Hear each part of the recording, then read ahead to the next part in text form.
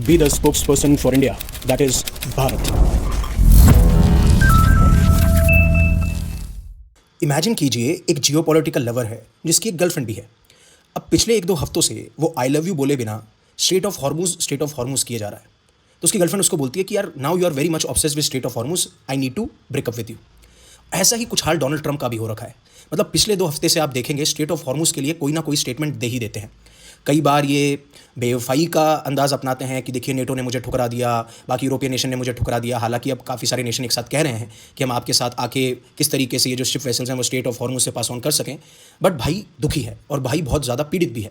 But काफ़ी बार हम geopolitics में कुछ चीज़ें मिस कर जाते हैं कि स्ट्रेट ऑफ हॉर्मुज से हमें ये तो पता चल रहा है कि जब शिप वेसल्स नहीं जा रही हैं तो बाकी अलग अलग कंट्रीज़ में, अलग अलग देशों में एनर्जी क्राइसिस हो रहा है, वो इशू बढ़ता हुआ चले जा रहा है। बट एक चीज़ पे गौर नहीं किया जा रहा, वो है कि कैसे जब स्ट्रेट ऑफ हॉर्मुज के ऊपर पूरा अब ईरान का कंट्रोल हो चुका है तो वो डॉलर की डोमिनेंस को चैलेंज कर रहा है। और इसमें सबसे 2 इंपॉर्टेंट प्लेयर, शातिर प्लेयर, वो हैं ईरान और चाइना। अब मैं ईरान की गलती भी नहीं मानता। ईरान ने जब बोला था कि अगर आप अटैक करेंगे तो हम इस तरीके से बिहेव करेंगे, वो वैसा ही कर रहे हैं। तो मतलब उनका बिहेवियर एक्सपेक्टेड है। अनएक्सपेक्टेड बिहेवियर या टॉक्सिक बॉयफ्रेंड जो है वो है आपके डोनाल्ड ट्रंप। लेकिन इंडिया को चिंता होने की क्या विषय है, वो सबसे इंपॉर्टेंट बात है। अब होता क्या है कि पिछले 24 घंटे में डोनाल्ड ट्रंप एक अल्टीमेटम दे चुके हैं। वैसे तो देखिए जब भी इनका मन करता है, जब भी ये बेचैन होते हैं, चिंतित होते हैं, तो जाते हैं अपने ट्रूथ सोशल पे। भाई के पास में और ऐसा है कि अपना खुद का एक सोशल मीडिया प्लेटफॉर्म बना रखा है, उसी पे जाता है और अपनी चिंताएं व्यक्त कर देता है। मतलब और ऐसा है कि जब हम फ्रस्ट्रेटेड होते हैं तो हम क्या करते हैं, अपने दोस्तों से बात करते हैं या फिर किसी को मैसेज कर दिया, किसी को सुना दिया। भाई के पास में खुद का एक सोशल मीडिया है, जाता है, जो चीज़ मेंशन करनी होती है वो करके आ जाता है और उसको दुनिया देखती भी और फिर छापती भी है। तो भाई क्यों ना करे, इतना टेंशन अगर मिल रहा है तो क्यों ना करे। लेकिन जो पिछले 24 घंटे में इन्होंने किया उसका जवाब ईरान बहुत इंटरेस्टिंगली दे रहा है। अब डोनाल्ड ट्रंप ने पिछले 24 घंटे में यह कहा कि मैं 48 घंटे का अल्टीमेटम ईरान को देता हूं और उन्होंने ये कहा कि अगर ईरान ने स्ट्रेट ऑफ हॉर्मुज को नहीं खोला पूरी तरीके से तो उसके बाद में यूनाइटेड स्टेट्स ऑफ अमेरिका इस तरीके से हिट करेगा इनके सबसे बड़े पावर प्लांट जो कि बुशेयर पावर प्लांट है, starting with the biggest one first. Thank you for your attention to this matter. इस तरीके से इन्होंने स्टेटमेंट डाल दिया। अब बात यह है कि आपके पीठ आगे से तो ये कह रहे थे कि स्ट्रेट ऑफ हॉर्मुज तो ओपन है, बस ईरान अलाउ नहीं कर रहा। मतलब क्या बात है कि देखो ये रास्ता तो ओपन है बट आप जा नहीं सकते।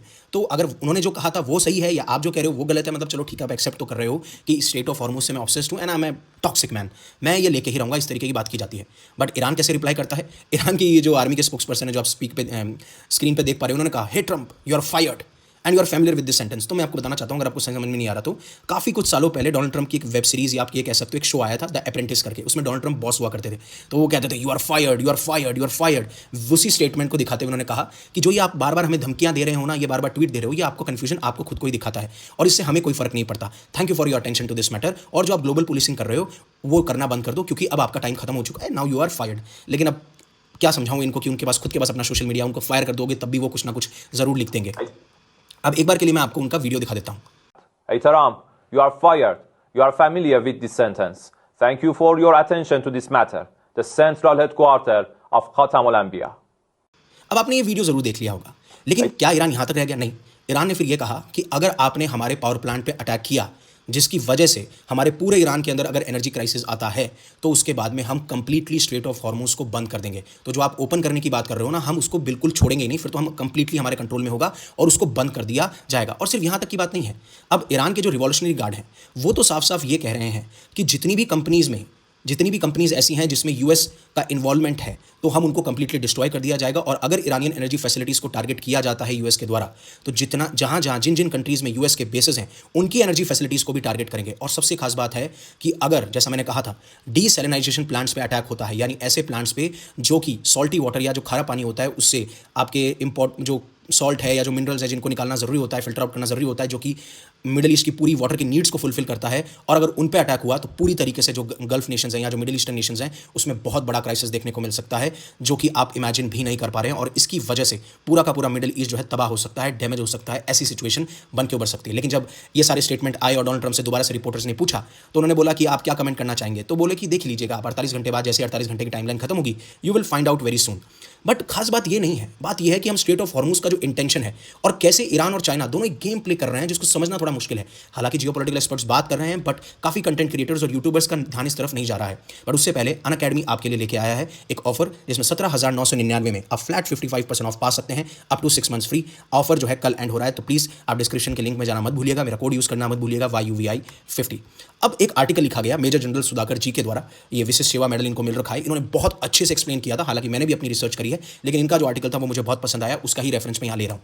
अब बात यह है कि ईरान ने भी वही कहा कि देखिए स्ट्रेट ऑफ हॉर्मुज ओपन है, और जो इंटरनेशनल मैरीटाइम ऑर्गेनाइजेशन है जहाँ पे तेहरान को जो रिप्रेजेंट करते हैं वो जो इंडिविजुअल थे, उन्होंने साफ साफ ये कहा देखिए स्ट्रेट ऑफ हॉर्मुज से आप जा सकते हैं एक्सेप्ट जो इनके एनिमीज़ हैं, अब जैसे यूएस और आपका इजराइल। बट आप पूछेंगे सर यूरोपियन नेशन को, देखिए यूरोपियन नेशन में ऐसा सिचुएशन है कि वो न्यूट्रल कंट्रीज़ हैं। हालांकि उन्होंने पहले तो मना किया था कि हम वॉर का हिस्सा नहीं बनेंगे, हमने कौन सा वॉर शुरू किया था, आपने हमसे बात थोड़ी की थी जो आज हमें ये चीज़ें देखने को मिल रही हैं। लेकिन ये सिचुएशन देखने को मिली जहाँ पे यूरोपियन नेशंस अब ये कह रहे हैं कि हम डोनाल्ड ट्रंप का साथ देंगे। अब ये देखना होगा कि क्या यूरोपियन वेसल्स को अलाउ किया जाएगा या नहीं किया जाएगा, वो चीज़ तो आगे का टाइम बताएगा। बट ये सिचुएशन बहुत कॉम्प्लिकेटेड हो चुकी है यूएस और इजराइल और उनके अलाइज के लिए।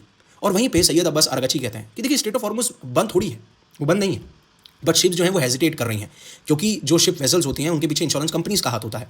अब इंश्योरेंस कंपनीज को ये लगता है कि अगर हमारी शिप वेसल्स पे अटैक हुआ तो हमारा पूरा का पूरा पैसा डूब जाएगा। तो ना तो इंश्योरर और ना ही ईरानियन इन्फ्लुएंस किए जाएंगे मोर थ्रेट के द्वारा। आप रेस्पेक्ट ट्राई कीजिए, और ये ईरान काफ़ी टाइम से कहता हुआ आ रहा है। आपको जब न्यूक्लियर नेगोशिएशन करनी थी तब भी आपको रेस्पेक्ट देनी थी, और ऑब्वियस सी बात है यार, अगर आप रेस्पेक्ट नहीं दोगे तो आपको रेस्पेक्ट क्यों मिलेगी, और वही चीज़ हो रही है। तो उन्होंने कहा कि अगर आपको स्ट्रेट ऑफ हॉर्मुज से जाना ही है तो वो एग्जिस्ट नहीं कर सकती जब तक फ्रीडम ऑफ ट्रेड ना हो। तो या तो आप दोनों को रेस्पेक्ट करो या फिर आपको कुछ भी नहीं मिलेगा। लेकिन इमेजिन करो, सबसे बात यह है कि ईरान को जो सबसे आज सपोर्ट कर रहा है वो है उसकी ज्योग्राफी।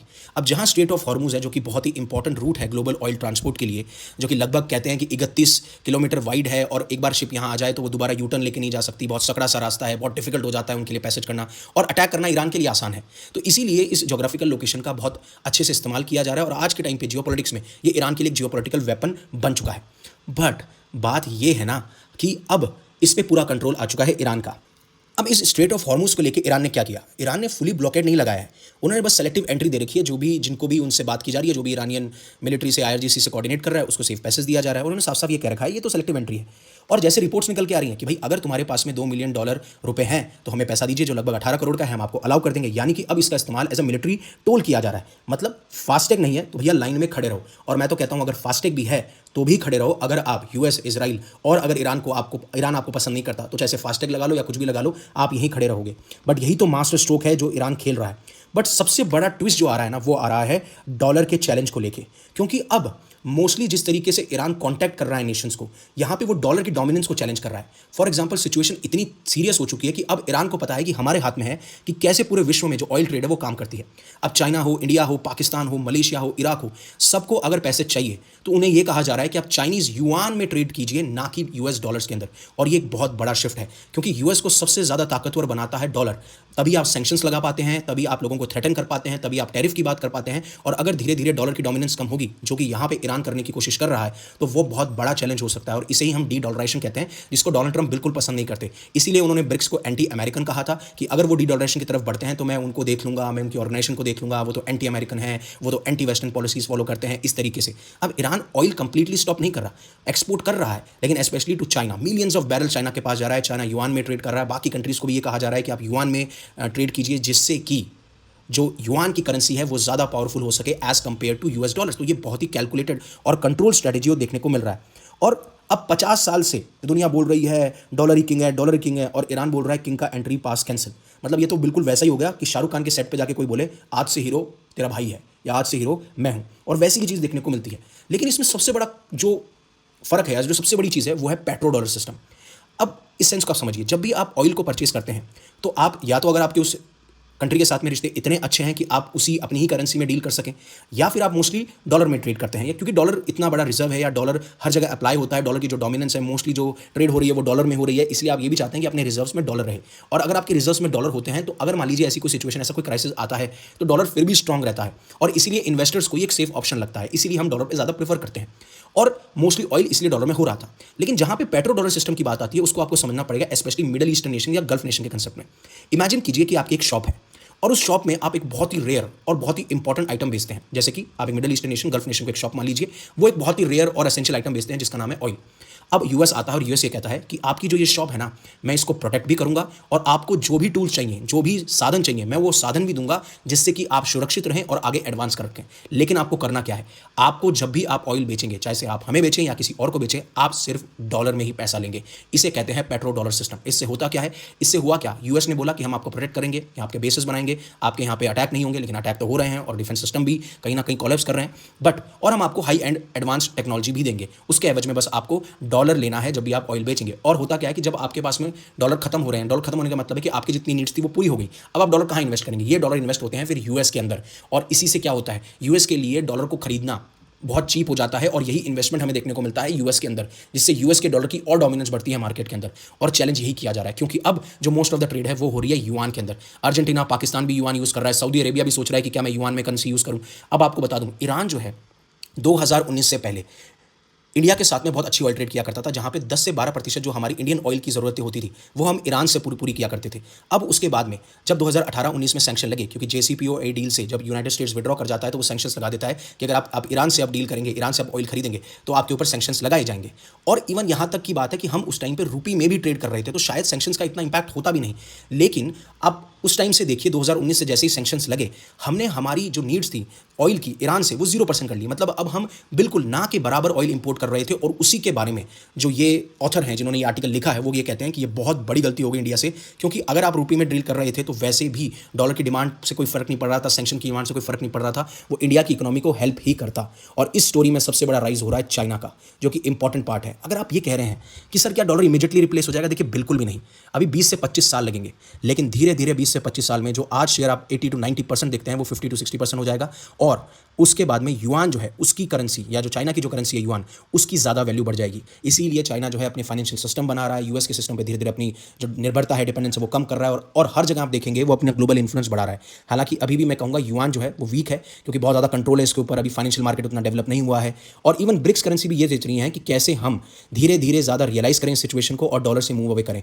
और जहाँ तक इंडिया की बात आती है, एक इंडिया जो ईरान के साथ में ऑयल खरीदता था वो रुपीज़ में कंटिन्यू कर सकता था, चाहे वो थोड़ी मात्रा में ही करता, लेकिन कर सकता था, जिसकी वजह से ईरान को ये लगा कि देखिए सैंक्शंस की वजह से इन्होंने हमारे साथ में ऑयल की ट्रेड कम कर ली। हाँ, एज अ कंट्री हमें अपने नीड्स को डाइवर्सिफाई करना चाहिए, बट जब चाइना ऑयल खरीद रहा है, जब चाइना के ऊपर सैंक्शंस लग रखे हैं, बाकी नेशंस के ऊपर सैंक्शंस लग रखे हैं, जब उन्होंने डील ये कर रखी है कि हम युआन में खरीदेंगे, तो आप भी उनके साथ में डील कर सकते थे, एटलीस्ट थोड़ा शेयर वो परसेंटेज कम रख सकते थे। और यहाँ पे ये सबसे बड़ी खास बात ये कहते हैं कि जो प्राइम मिनिस्टर नरेंद्र मोदी की इजराइल विजिट हुई, जहाँ पे वो बेंजामिन नेतान्याहू से जस्ट 1-2 दिन पहले कन्फ्लिक्ट से पहले मिले, इससे एक नेगेटिव इमेज क्रिएट हो गई ईरान के अंदर और मुस्लिम वर्ल्ड के अंदर। और दूसरा, जब ईरान लीडर अली खमीनी की मौत हुई तो ईरान ने रिस्पॉन्ड पहले बहुत फास्टली नहीं किया। ठीक है, आप यूएई के लिए रिस्पॉन्ड कर रहे थे, आप गल्फ नेशंस में रिस्पॉन्ड कर रहे थे, लेकिन आप वहाँ रिस्पॉन्ड नहीं कर रहे हो उसी टाइम पे। इससे ईरान में और मुस्लिम वर्ल्ड में एक सिग्नल जाता है, मोस्टली ईरान के अंदर, कि शायद कहीं ना कहीं आप जो है अब ईरान को ज़्यादा अपनी फॉरेन पॉलिसी के अंदर एक इंपॉर्टेंट पार्टनर नहीं मान रहे हो। और इवन हमारा कहना हमेशा ये होता है कि हम जो है हर एक कंट्री को न्यूट्रल पर्सपेक्टिव से देखेंगे, हमारी स्ट्रेटेजिक ऑटोनॉमी को फॉलो करेंगे। हाँ, हालांकि विक्रम मिश्री बाद में विजिट करते हैं, बट वो रिस्पॉन्स कंपेयरली अगर आप देखेंगे तो बहुत कमजोर है। एक लीडर देता, तो जब एक लीडर की डेथ हुई है तो आप एक लीडर अगर उस टाइम पे आते तो वो ज़्यादा एक पॉजिटिव इफेक्ट आ सकता था। इवन इस बार जो ब्रिक्स के लीडर हैं, as a role India play कर रहा है, इवन दो ईरान मेंबर है, इंडिया ने कोई भी स्ट्रॉन्ग स्टेटमेंट इस कन्फ्लिक्ट के बारे में नहीं दिया। मैं ये नहीं कह रहा हूँ कि आप ईरान का सपोर्ट करो, आप यूएस का सपोर्ट करो, आप इजराइल का सपोर्ट करो, बट एक स्ट्रॉन्ग स्टेटमेंट देना बहुत जरूरी है, जो कि मिसिंग था। और शायद इसी के बारे में बात कर रहे थे मेजर जनरल साहब। और अब देखना है कि किस तरह की सिचुएशन बनती है, जो कन्फ्लिक्ट निकल के आ रहा है। बाकी तो इंटरेस्टिंग टाइम्स हैं। So thank you very much for listening to me, giving me your precious asset, that is your time. Stay safe, stay happy, take care. जय हिंद, जय भारत।